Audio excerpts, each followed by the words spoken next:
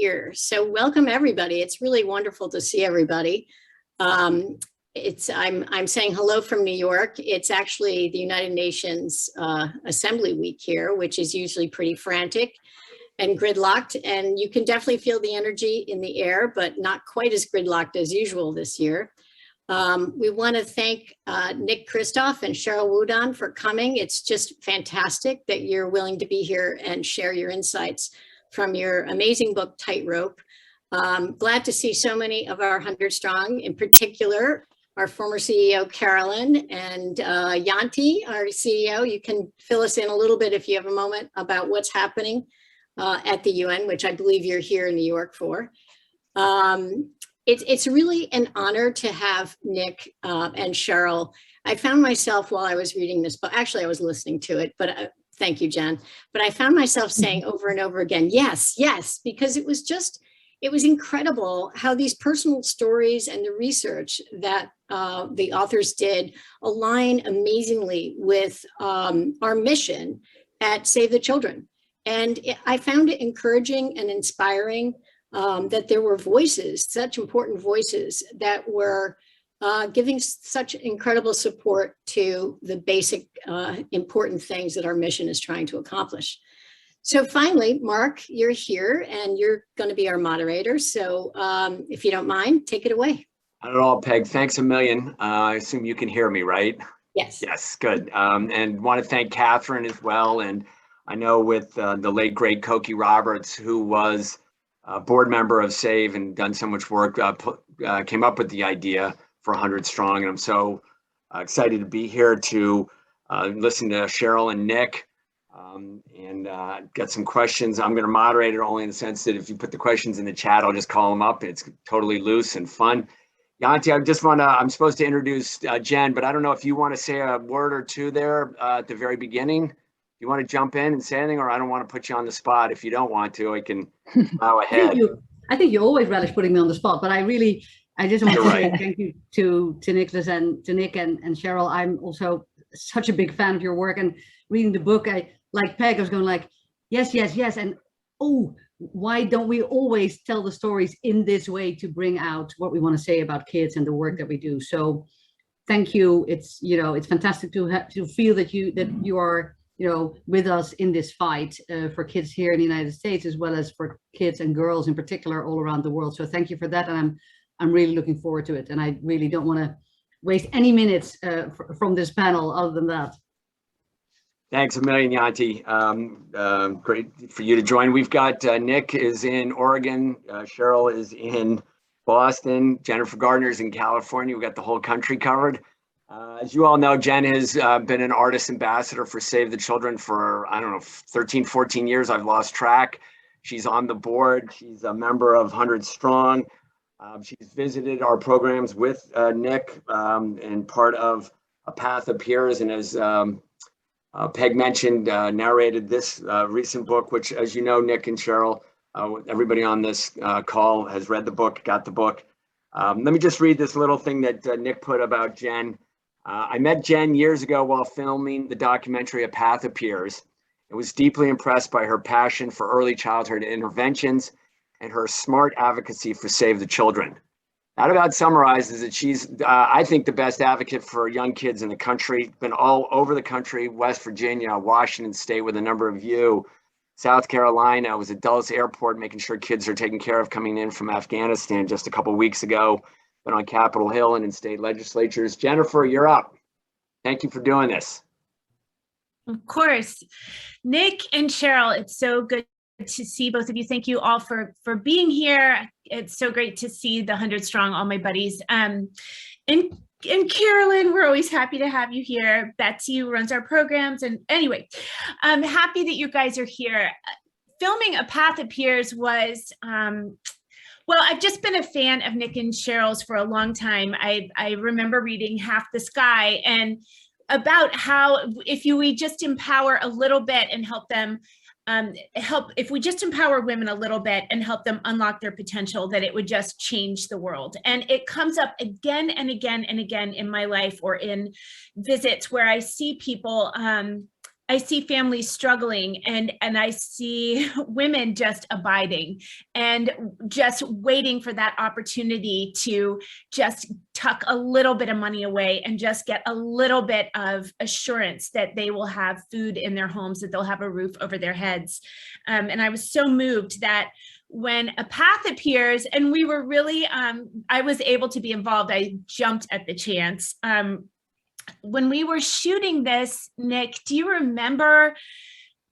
It was harrowing for me because I'd never been with a journalist, and I had always stayed really on point with save the children appropriate questions and really just as polite as could be. And Nick, of course, just goes right off a cliff and just starts asking, you know, what role do opiates play in your despair? What role, what happened to you as a child? And a woman started telling us about having been abused as a child. And it was just so much deeper than any other site visit I have ever been on.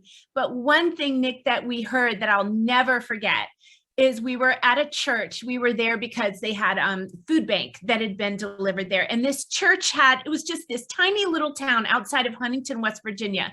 And the church had on the hour, pretty much every hour, AA, Al-Anon,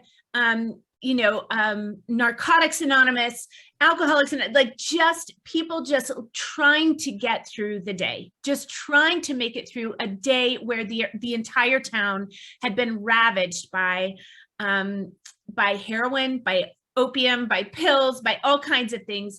And we started speaking to the minister there, and the minister said, "Pray for my flock." Do you remember this? He said, I am burying people every week that I baptized not a moment ago. Pray for my flock. I've never, ever forgotten that moment. So thank you for that, because it really has informed whatever work I've done going forward. It was an honor and a thrill to get to be, to really bring to life, just for the audiobook, the incredible book, Tightrope, Americans Reaching for Hope. If you haven't read this or listened to it, please do. There's a family in here, the Knapp family, that just goes on a harrowing journey. One family member after another, drugs, alcohol, crime, family dysfunction, just a story of loss, a story of despair, and a story of rural America. We have to remember, we don't hear about rural America. We don't hear about what is happening in our, this vast country. We just forget. I mean, even Mark just said we've got Boston, New York, and we've got Los Angeles. So the country's covered. It's not covered. We're a huge, huge country, and kids are growing up just without, all over the place, and not just without food, which is happening, not just without, early education and starting school on the right foot and having a chance to, go past what their family has done before, like my mom was able to do, like you were able to do, Nick, like so many of us have been able to do. But even more, there's no path out of despair. And that is really, this book highlights that, especially because it's Nick's own personal, bus stop that is so full of the stories that Nick and Sheryl bring to life so beautifully. And it also talks about a way out. And of course, all of us know that one of the ways out is intervening early, getting to kids right at the beginning, giving them a great early start to life nutritionally, but also with literacy, social emotional work, early numeracy, and just connecting them to school and to the idea that learning is a fun and a path out. So the other thing that I love is that Nick and I are both farmers. He's legitimately on his farm. My little family farm where my mom grew up in Locust Grove, Oklahoma, is just like my favorite place on the planet. And Nick and I both love tractors. And Sheryl, I want to hear how your first trip to the farm in Yamhill worked. And also, Nick, probably you've met my favorite person that I've never met, Beverly Cleary. So let's kick it off here. Nick, you've stayed close to your hometown, which means so much to a hometown girl like me. You've written about your old friends and your classmates in your New York Times column and newsletter. so many times. Sheryl, your relationship with Yamhill has to have been totally different, having grown up in New York City. I want to know how you decided, the two of you, to just go on this journey together and to write Tightrope. And why did you feel like it was important to tell this story in such a personal way now? Well, thank you, Jen. I mean, it's just terrific that we get to have this dialogue. I'm really thrilled, and I'm so glad to meet all of you. Thank you, Mark. Thank you, Mary. Thanks to all of you. I really appreciate your taking the time to listen to us. The funny thing about, I will just explain the reality. When I first went to Nick's farm, actually, he wasn't there. I went alone to meet his parents. This was, back after we had met in the late 1980s. And of course, his dad picked me up at the airport. His parents picked me up at the airport, and we drove up the long driveway through the beautiful cherry orchard and got to the garage, got out of the car. And of course, I locked the doors because I was from New York City and just was used to locking the doors. And of course, no one locks the doors on the farm. There's no one coming to the farm to steal anything. They'd be caught in a second. But my first impression of the farm was, wow, a country home, because all of my friends, of course, in New York City had country homes, which I never had when I was growing up. And so this was, this is more than a country home. It was an estate practically. And the orchard, of course, was beautiful.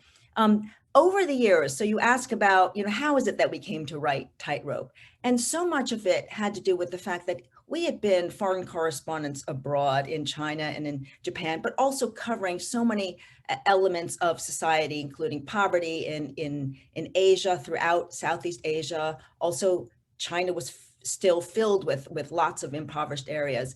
And so we saw what it was like for, people to struggle, and for, mothers and daughters. I mean, I remember visiting a village in the remote areas of Guangxi province in China, and the kids had no clothes to wear. I mean, basically they had their underwear on, if that much. These tiny little kids, I think they had no clothes. It was so sad. It's not like they were just out for a, swim. They had no clothes.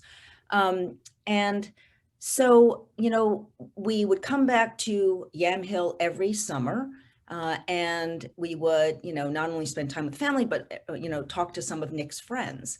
And over the years, we started realizing, after covering so many of these humanitarian crises abroad, we were looking more deeply into Yamhill, and discovered that there was a humanitarian crisis in Yamhill at home, among Nick's friends.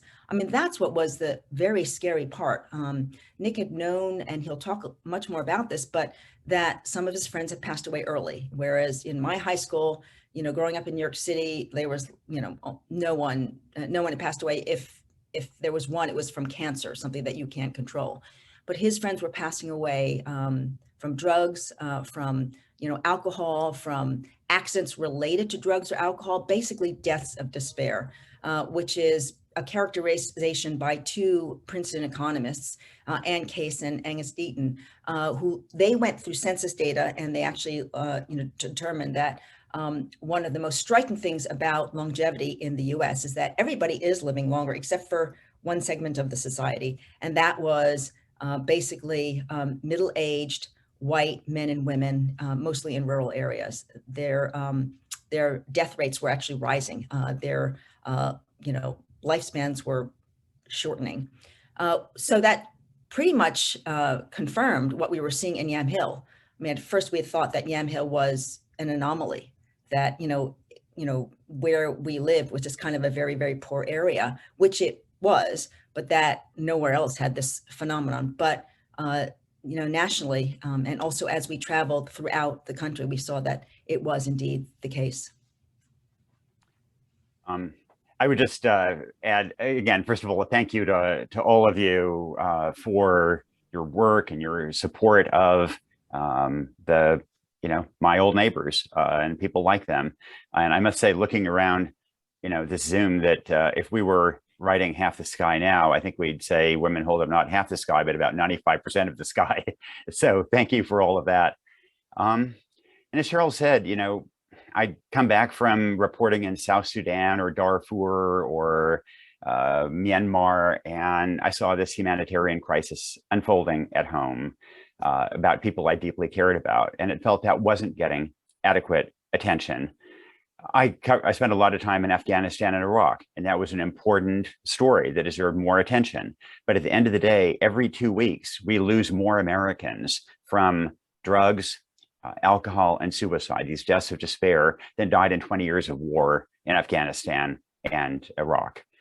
And it felt that wasn't getting adequate attention. And so we thought that if we could use Tightrope to bring some focus on it, maybe that would help bring about some focus on the ways we can bring about change.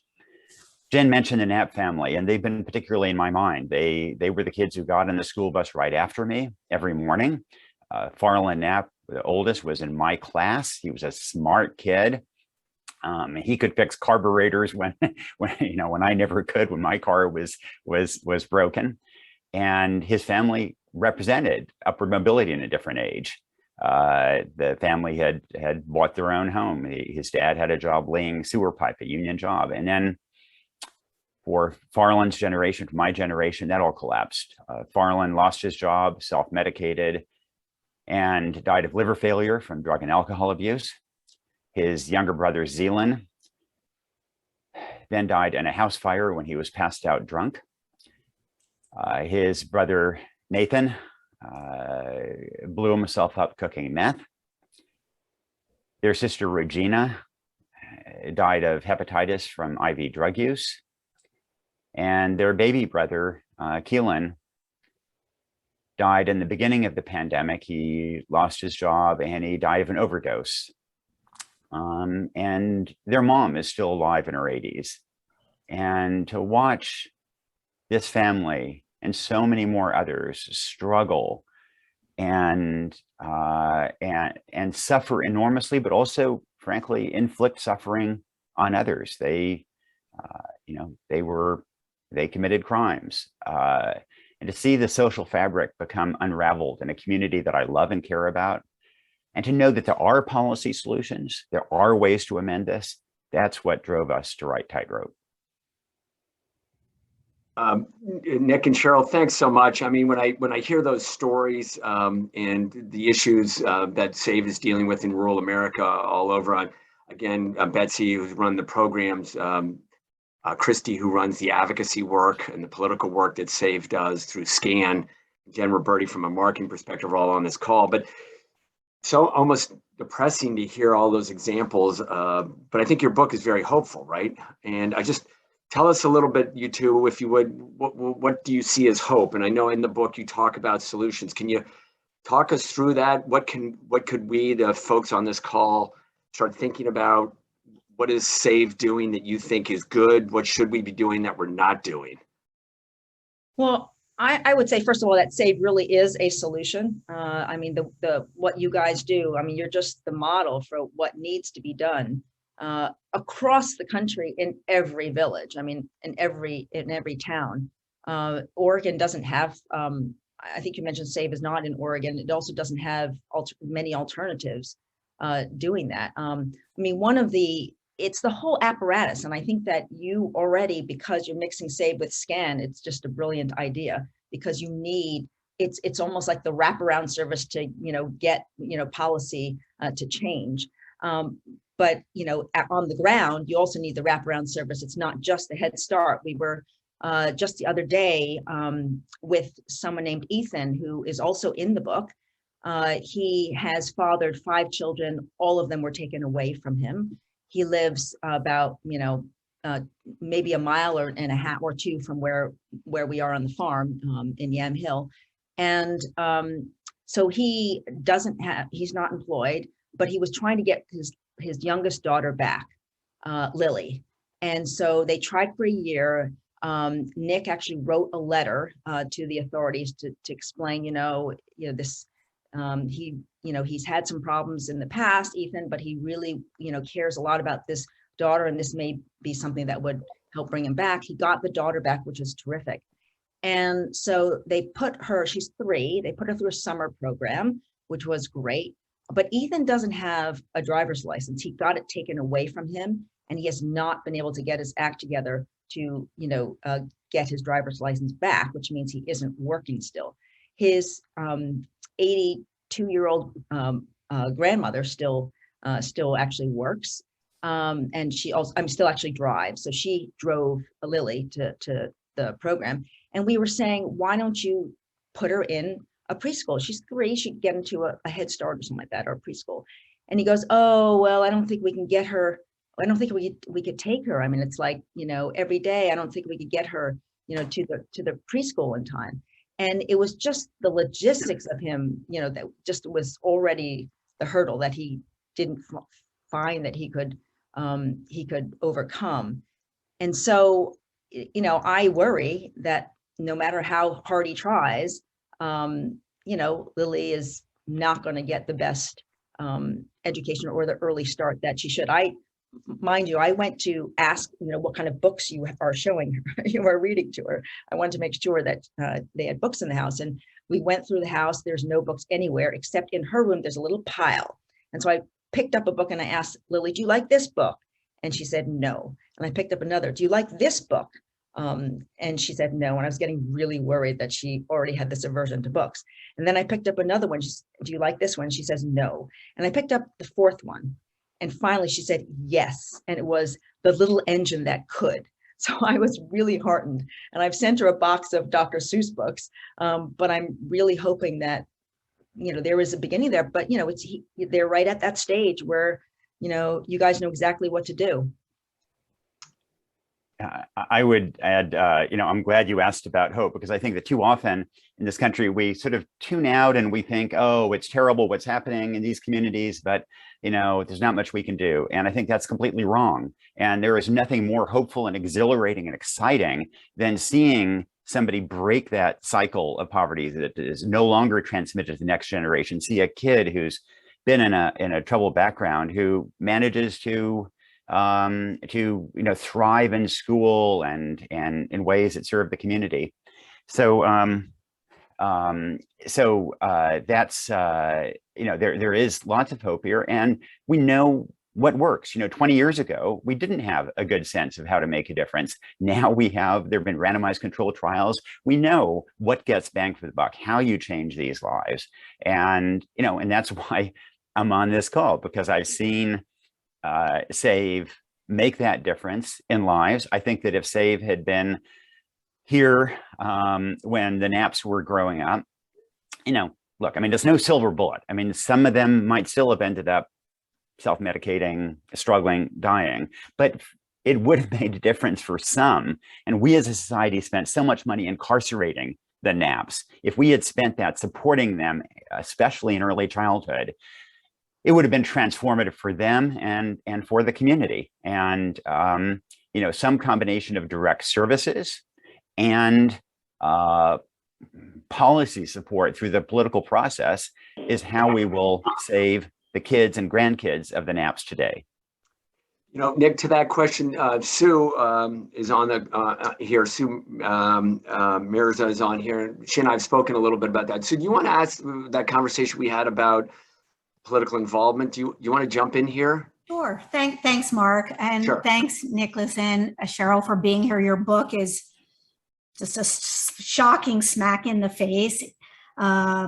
And the personal stories are really just indelible. So my question is, you have a very generous group of people here, passionate supporters of SAVE, and SAVE's work clearly makes a difference. But sometimes it seems like not enough, and to really permanently move the needle, we have to have policy change. So I'm just wondering, do you feel optimistic that we might achieve some of that in the Biden administration? And secondly, how can this group do more besides generosity to help make that policy change happen?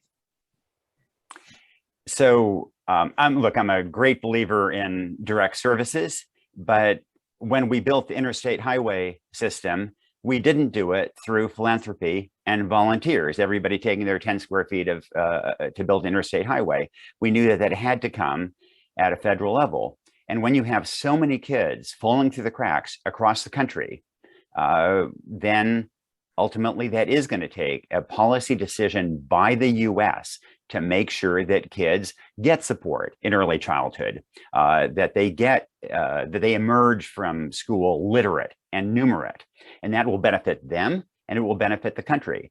And so, look, I know that there's this sense that policy and politics is this kind of dirty process, and it's not as pristine as direct help to people in need.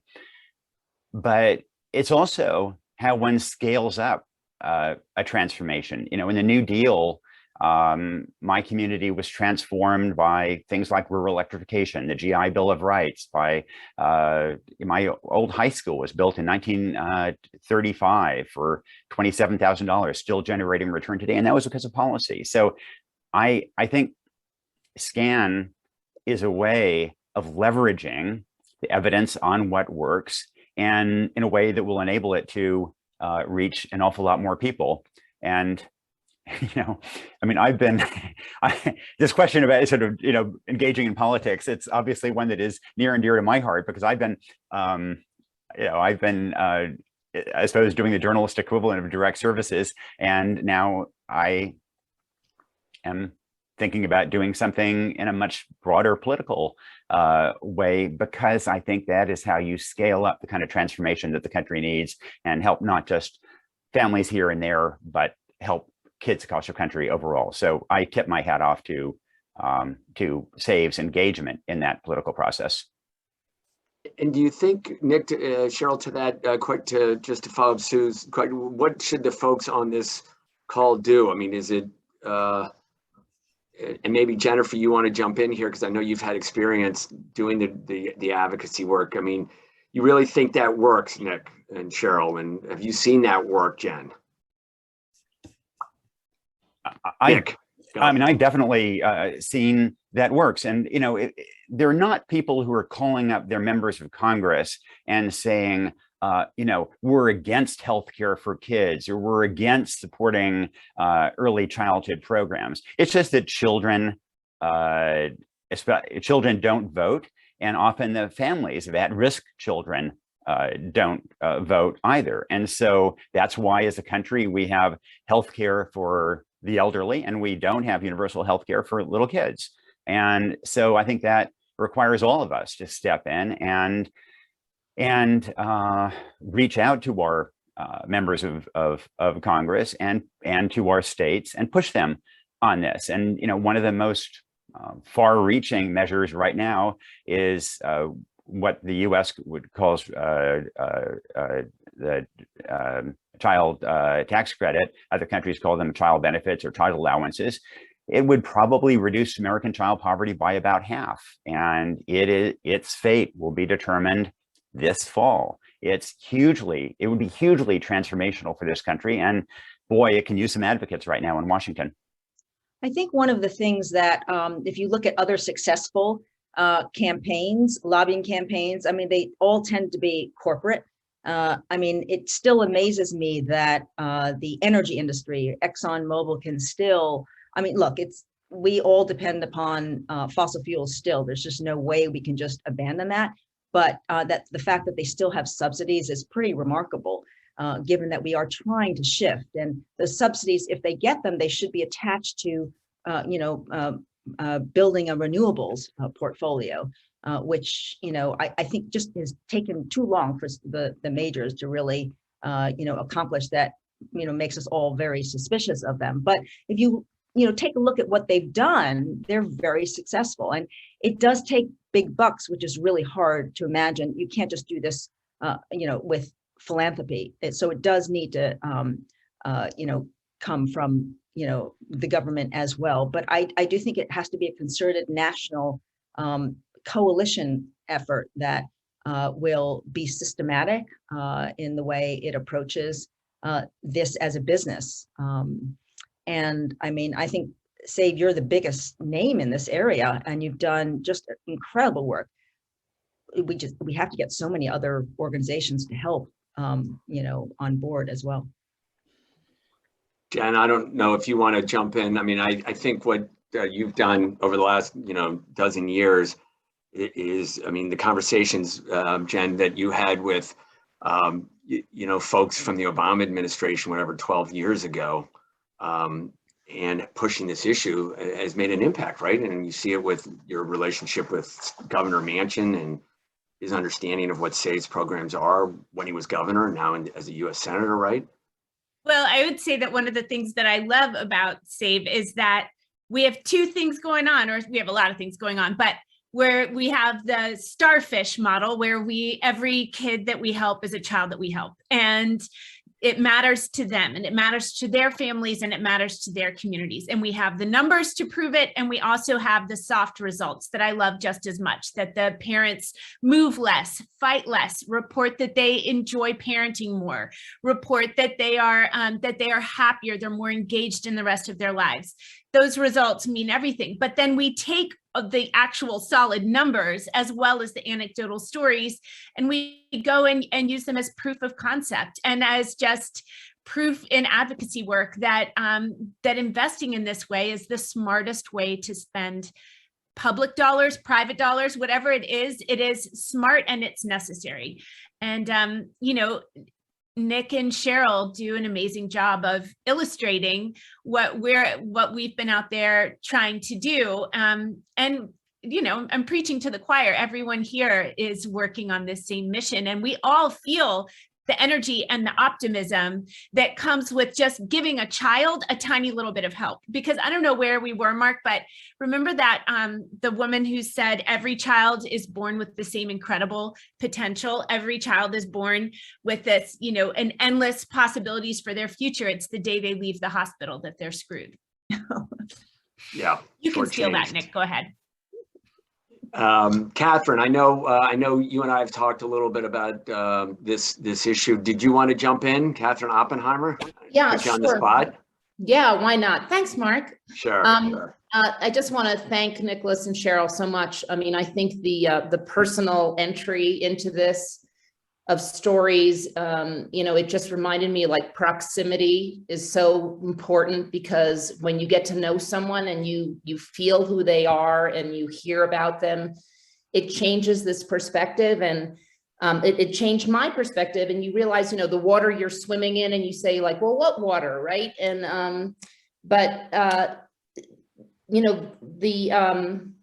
this what's happened in this country in the last 40 years, and this idea of taking individualism and pull yourself up by the bootstraps, like, that's the water we've been swimming in. And I didn't even really get that until reading your book. And I was like, right, like, in the historical context of the way the government has come in with, like, the GI Bill, or even as you talked about, the land grants that drove people west, right? And so it makes me think about the Build Back Better bill that we have right now. And that's a big push around that SAVE is doing. And I want to hear your perspective, if you think that's the game changer that it is, and how we can support that in our own personal ways.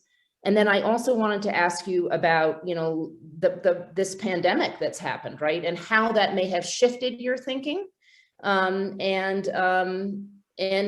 this incredibly divisive politics. And so, again, like, how do we personally, like Jen said, well, what's this call about? Like, how do we make this better, right? I don't want to sit in my house and just read. I want to try to make things better. I want to do something. So is that the Build Back Better bill? How in the midst of this pandemic has this changed your thinking? So lots of different random questions all in there, but thank you so much for, helping me identify more of the water that I swim in. Let me start. I think this is a potential turning point for the country.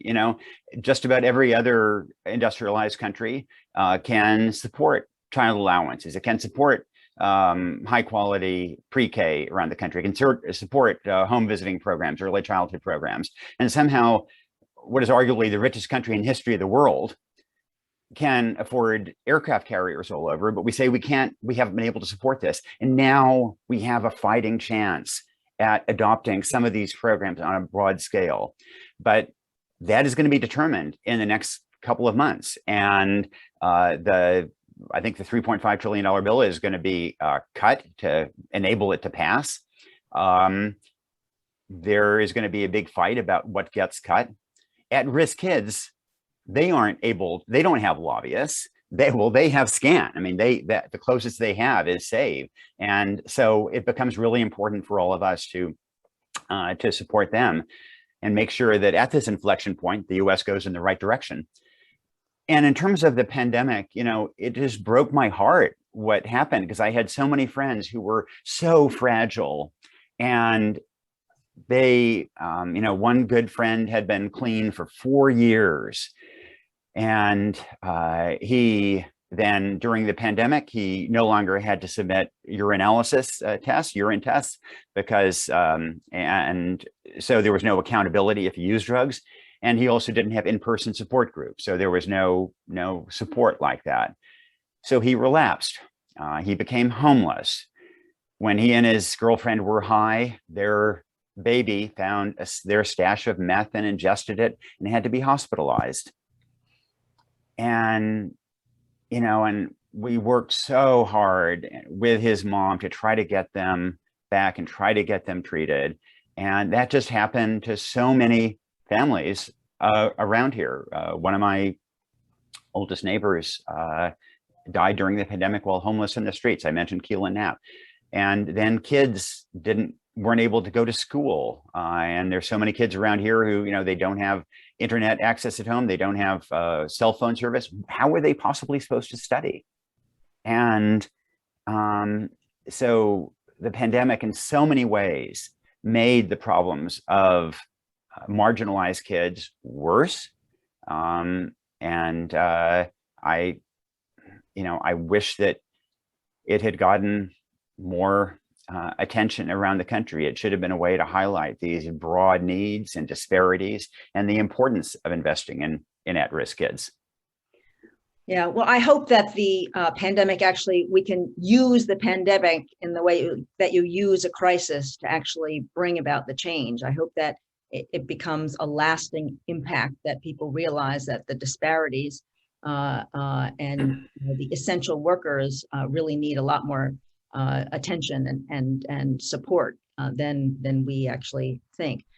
Getting back to policy, though, I'd like to highlight that what SAVE does is pretty remarkable in the sense that early childhood education is something that is very bipartisan.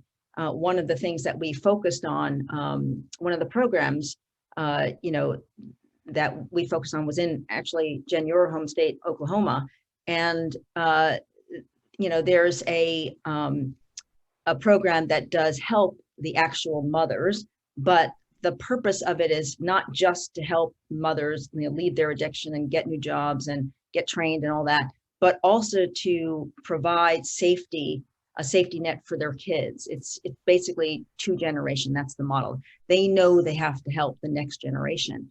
And sometimes those kids are really young. We saw kids there, mothers there with like 2-year-olds and 3-year-olds, and you're thinking, oh my goodness. And there, there are, of course, it's a very Republican area.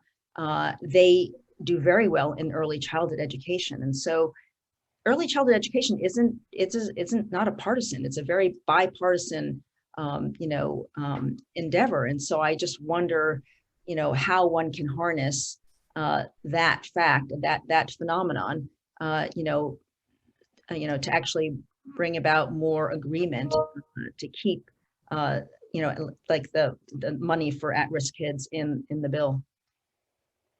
I'm just going to jump in for a second. In Oklahoma, Sheryl, George Kaiser, who's got a ton of dough and did a lot of investments, as you all know, on that, and helps create an example that convinced both Republicans and Democrats in Oklahoma to support early education. And Tom Cole, who Jennifer's met with, the congressman who's in the ranking member on the Appropriations Committee, is one of the strongest advocates for early ed because of that education. So it does prove the theory of change. And, that if you show what that Jennifer talked about, if you show great programs, which SAVE does, and Kaiser uses examples in Oklahoma, and try to, put pressure on the elected officials, the result is that they will, in theory, support it. And that's where we are. Nick, you and Sheryl tell such great stories. Why would you think getting into elected office in one state is as important as spreading these stories to affect change all across the country and really across the world. Your voice in these books and in your shows and at the Times is such a powerful platform. Do you, just from a person, I guess, why would you consider, I mean, Oregon's beautiful, but you got a national platform. What are you thinking there? So, you know, I've weighed that trade-off. I love my job. Yes. I love the capacity, the opportunities it creates to create pressure for change.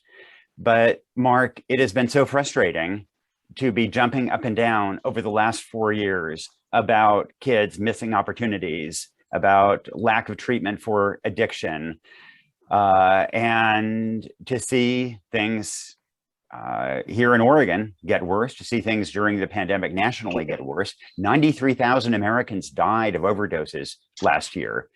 And I have a great toolbox to call attention to problems.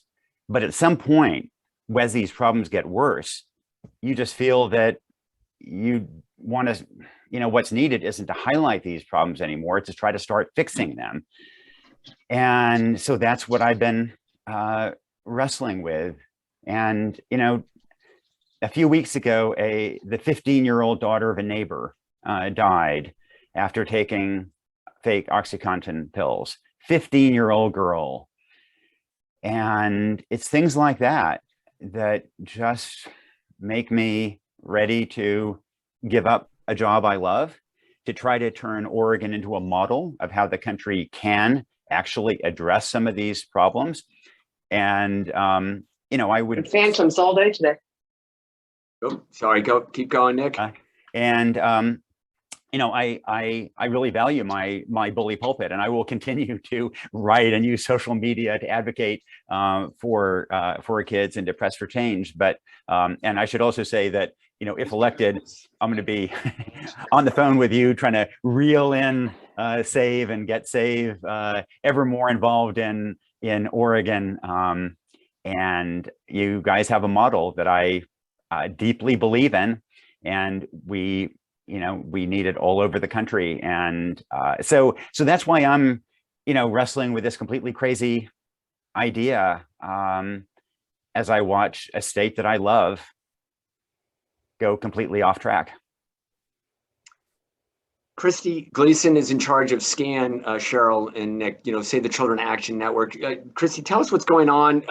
They both talked about the child tax credit, which is another term for universal basic income, if you will. Is that fair enough, Nick? Is that correct language? Well, so it's kind of a universal basic income for kids. So I'm against the UBI overall, partly because of the cost and partly because I think that there are a lot of evidence that work generates real benefits. You can't just replace it with income stream, but there is overwhelming evidence that targeted income streams for children, for families with kids, makes a huge difference in reducing poverty. Most other countries have done it. Canada did it and reduced child poverty by a quarter or a third there. Britain did it, Australia, Netherlands. Because we have high rates of child poverty, could probably reduce child poverty in the US by about half. And I think child poverty is a huge moral stain on this country and a huge constraint on America's economic and development. You know, when a country can't flourish when so many of its kids aren't flourishing. Maybe Deborah, fine. Would you like to jump in? Then I'm going to go back to Christy for just a second. I'm sorry, I didn't see your hand there. Can you hear us, Deborah, in the car? She looks frozen. Yep. Oh, there we go. You're in and out, Deborah. Fine. There you try it now, please. Sorry about that. I have a question more structurally about the book and about the stories that you tell. And I'm curious how you balance focusing on the super exceptional stories of the young man who's the chess champion, and as opposed to the general lives of despair that you talk about and the regular kids. And I'm wondering, I don't know if that's to get attention or so that donors will feel excited. Maybe they'll find the chess kid in the shelter, or whether that kind of diverts from your message, because that's clearly not how, you know, most kids manifest in rural poverty. Yeah. Well, you know, I'll start off with this. You know, we also know that hope is really important when you're actually, you know, talking to people about these issues. You can't just present, you know, horror story after horror story, you know, sad story after sad story, because it just becomes, you know, overwhelming. And that you really do need to have, you know, stories of hope.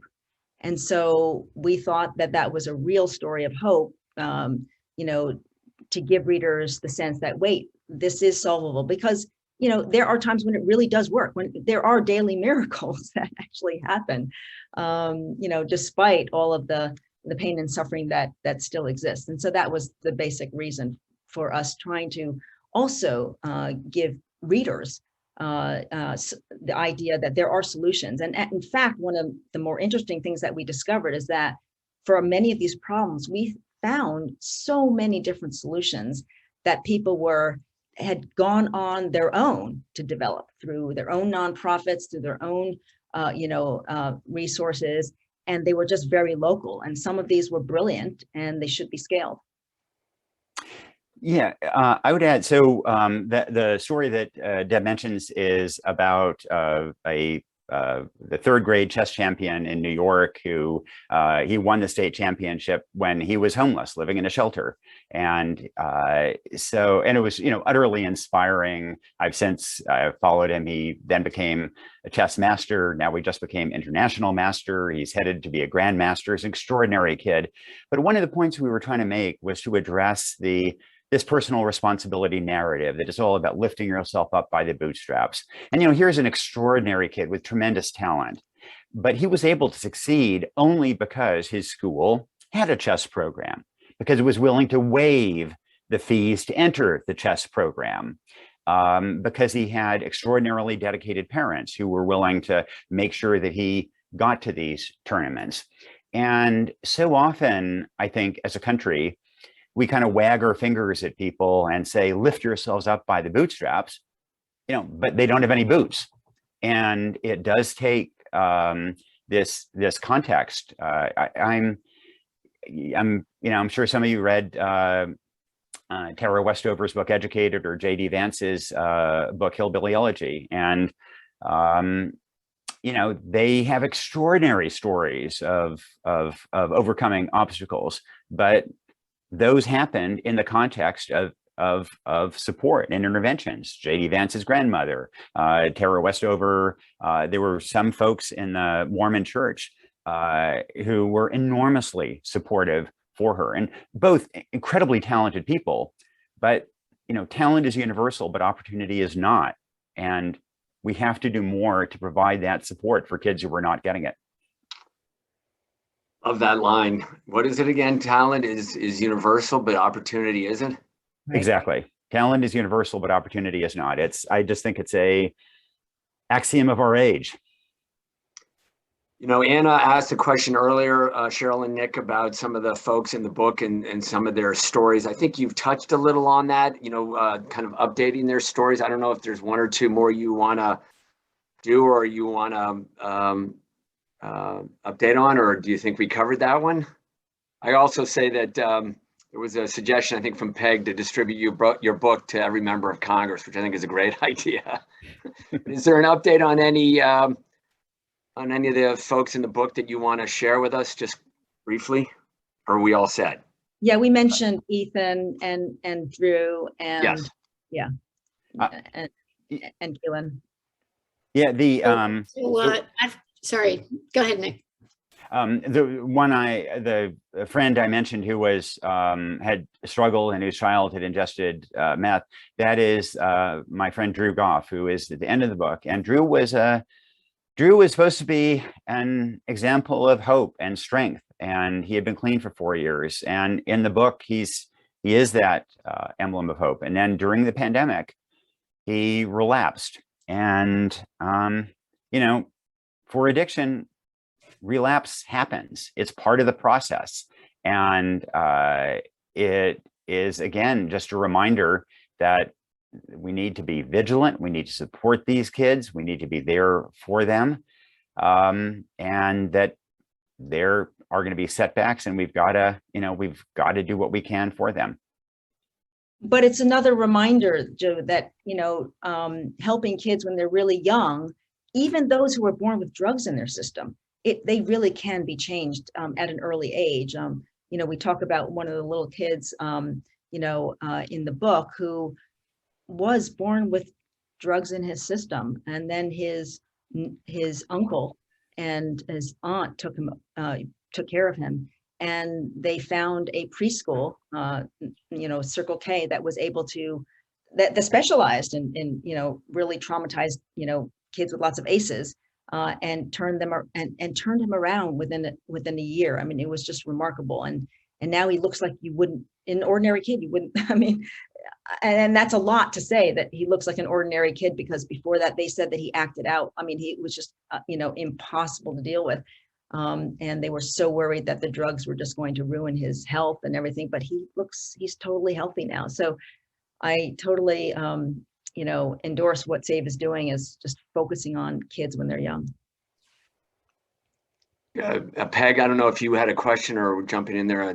Well, I was instructed to be the bad guy to call time, and we're nearly at time. Does anyone have one more question for us? Well, let me again say thank you to everyone today who's shown up, who's taken the time, who's read the book, who's listened to the book. Thank you, Jennifer. That was fantastic. And Sue, your idea of sending the books, we will make sure that happens. We'll send a big pile of books to DC. So we appreciate it. And thank you, everyone. Are we ending early, Peg? Isn't it 1 minute too? Oh my God, I can't believe we got these smart people on here. Are you going to tell everybody that I open it up for one more.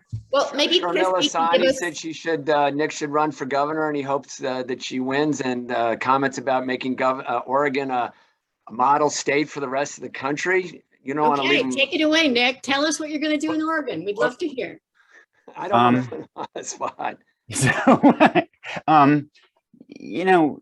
the reason that I'm pursuing this is basically the same reason that, Peg, you are doing what you're doing with, say, that Mark is doing what he's doing, that Jen is doing what she's doing, that we see these enormous problems. We recognize that we won the lottery of life and that we want to pay it forward. And I think all the time that I could have been growing up in the Knapp's home, with my dad beating up my mom, shooting at my mom, and I would have been traumatized. And there were no school books in that house. I wouldn't have learned to read, and then I would have self-medicated with meth. And I think, all of us, because the fact that we are here is a testimony to the fact that we did win that lottery of life. And when you win the lottery, you want to pay it forward with some of those around you. And so for me, that may be this political route, and see if I can turn Oregon into a model for the country, a policy lab for trying to address these problems and create lessons for the rest of the country. Also, perhaps to try to bring some of those working class voters and recognize that their interests are in adopting some of these investments in human capital. But we all have our own paths, and I just want to thank you for all you're doing on behalf of those who didn't win the lottery of life. So that means a head start in every town, right? That means home visiting. Yeah, right. That's a beautiful way to end it. Peg, I'm sorry. I grabbed every minute with them there. No, Jennifer, thank you. Catherine, thanks so much. And gang, thank you for supporting Save the Children's work all around the world and here in the US. Thank you. Thank you. Thanks, everyone. Thank you. Thanks, Take care. Thanks, Cheryl. Bye. Fabulous. Bye. Thank you. Bye, Jen.